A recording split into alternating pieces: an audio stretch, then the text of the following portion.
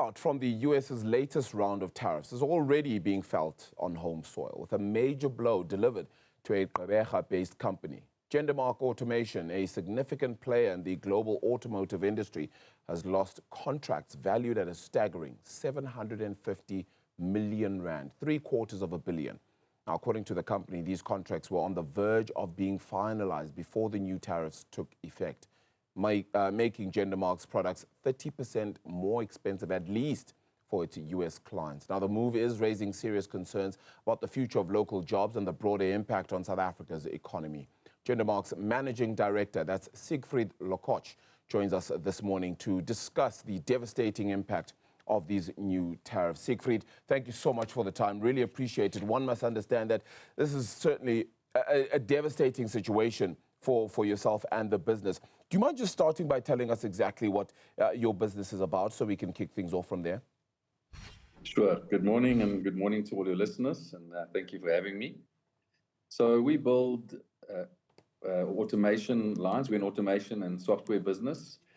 What we would do is, if a new big car company or OEM decides to bring or build a new model, they would approach us. And what we would do is we would design, manufacture, assemble, commission the assembly line. So we would build assembly lines for differentials, engines, and axles. So all vehicles need axles, all vehicles need diffs, and they need engines. So when a new model comes online, that's what we would essentially do, and we also build software. And 85% of our business gets exported out of South Africa, of which 50% of to the USA and Mexico and America. That's us in a nutshell. That is incredible. So 85% of your business is exports. 50% of those exports go to the United States, Mexico, and parts of North America then as well. That must mean these tariffs are absolutely devastating to your business, cutting out nearly half your business, in fact, in many ways. Yeah, that's correct. It's completely devastating. The good thing for us is that we do have a pipeline of work that we're working on, and we have got a big order book. So in the short term, we can manage it. Yeah. Obviously, we've been anticipating some sort of fallout. We actually started anticipating it 2 years ago. Oh, wow. With talk in the USA about a GOA being scrapped, so that was going to affect us. But yes, it's a devastating loss in the long term. Yeah. How much is of? I don't know if you're able to share how much of your total contracts this makes up, and how significant a portion this 750 million rand contract or contracts are said to actually have been as a part of your whole business.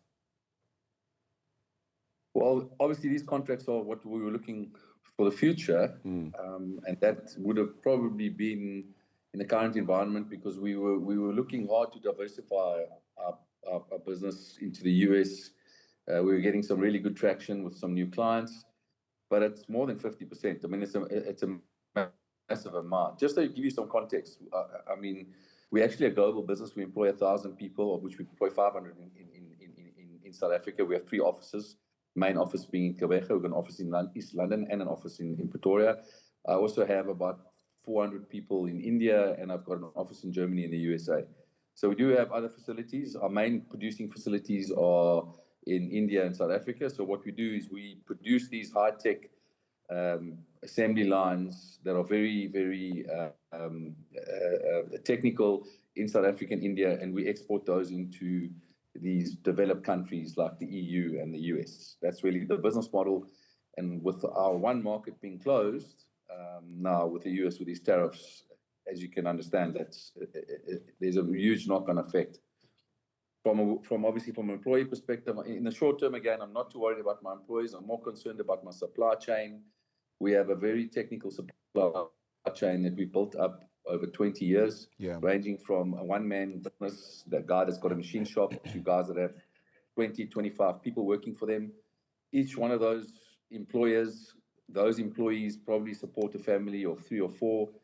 So you can work the knock-on effect. I mean, I worked out, I think, if in total, this could probably affect 3,000 people that we indirectly support through our work. with us being a bigger company, we have the ability and the balance sheet to sustain a longer period while we try and find new markets. But they can't sustain 6 months of not getting work from us. Yeah. It's not possible for them. Yeah. And that's where you're going to get the job losses. And that's where the damage is going to be done. And the other problem is that it's all fair and well to say, okay, well, it's only 6 months. But if I've lost my supply chain, I also can't supply my customers, which means it's going to affect me in the long term. So it's like a domino effect. And once one domino goes down, it goes all the way down the line. And it's far more devastating than what people can actually comprehend. And it's hitting the people people that are trying to put food on the table, it's hurting them badly. That's what my real concern is. You spoke a little bit earlier about finding alternative markets. Where would you be looking? Well, we already started doing it. We got some really good inroads. We started 2 years ago looking at Saudi Arabia, massive amount of investment going on there. I don't know if you saw President Trump was flying around the Middle East and he got, hundreds of billions of dollars committed to investment in the US. But there's a huge push there from them to try and move away from being oil dependent. And we managed to get 1 or 2 really big orders there. We're working on a really big one at the moment, which we think we're going to get. It's about a $25 million deal. So we managed to get some traction there. We're also looking at setting up an office. But again, that started 2 years ago, which we're getting the fruits of that. We're also looking at some other markets in Europe, Slovakia, Poland, places like that, where there is quite a bit of movement, which we're getting traction. And of course, our big opportunity is for our Indian business, which can also support our South African business, because the Indian market is massive. It's now become the 3rd largest economy in the world. So we have an opportunity to support from South Africa into India. But when it comes down to it, America makes up 25% of the world economy. You cannot not have access to 25% of the biggest customer in the world. We need access to that market. Yeah. Something needs to be done. Yeah. Some may suggest, well, we could just wait then for Trump's term to end, another 3.5 years. Can't do that. No, we can't. You see, we can't. No, you can't. I mean, if we wait 3.5 years, and I'm not just, and this impact that we're feeling is going to be devastating to the farmers, the citrus industry. It's going to be devastating to, for example, in East London, we've got Mercedes-Benz in London. It's closed at the moment. I mean, most of their cars get exported to the USA. I mean, I don't know what's going to happen to that plant. Wow. But if we wait 3 years, I can tell you now, I mean, people are talking that it's going to affect 100,000 jobs in our country. It's far more than that. And we're already struggling as a country. We've got no economic growth. It's been stagnant over the last 30 years. I mean, our economy is the same size as it was 30 years ago. I mean, we're the 3rd biggest economy in Africa. In 2000, we were the biggest economy by a mile. And I don't think we'll be able to recover from it. I think we've got big problems. And people really need to understand that we need to really get down and to the nuts and the bolts and start actually worrying about the people. I mean, we've got 50% unemployment. Yeah. What do you make of the attempts by government to speak to the United States and what is a refusal by the US in many ways to actually hear or understand South Africa? Do you think that effort needs to continue? There should be some different kind of retaliation. What do you make of it all? No, I completely disagree with you. I don't think that the US have refused to engage with us. We haven't been engaging with. We didn't start early enough. We should have been camping out there a year ago. When they made these announcements on the 2nd of April, the so-called what they call Revelation Day in the US, which I call Doomsday, our delegation should have flown over on the 3rd of April and started making meetings with the US. We didn't do that. We've left everything till the last minute. It's lastminute.com.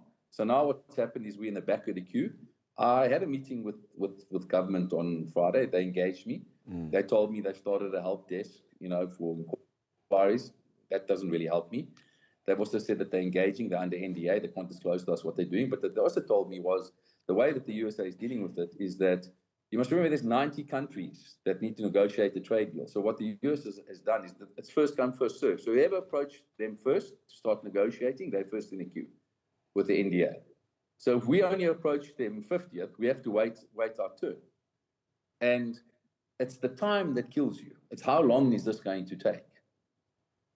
So, I understand where you're coming from, that we're not getting anything back from the US at the moment. We're not getting anything back from them at the moment because they're busy negotiating all the other trade deals, and they get to us when they get to us. And the problem is that it's the White House negotiating the deals. They don't have this huge, massive economic team that's trying to put these trade deals together. To negotiate a trade deal takes a long time. Yeah. It really does. And the question mark then becomes that because it takes that long, and if we aren't getting the response right now, because as you say, we're so far back then in the queue, and if you think about it in terms of significance, we may not necessarily be high up as well. Do you think there's any hope for trade between the US and South Africa in future, beyond even just this moment? No, I think you made a good point. I think I think when Trump goes, like you said, he's only got another 3 years. Maybe we might be able to rekindle the relationship. Maybe something happens. But what I do know is USA doesn't need South Africa at all. This is not about trade for them. We could disappear tomorrow. We make up 0.1 or 0.2% of the world economy, and in the US's eyes, we're really insignificant. We need them more than what they need us. Donald Trump understands that.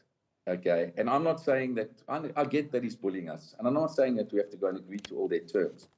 But what we need to be doing is talking. What we need to be doing is showing an intent to want to engage with them, showing an intent to actually, be open to what they're saying to us, trying to listen to what they say to us, not going there, listening, and then doing nothing about it and hoping everything will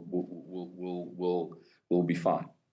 This is going to be, like you used the word devastating, it's going to be the death knell to our economy. And it might send us into a spiral that I'm not sure we'll be able to recover from. It's going to be very difficult for us to do this.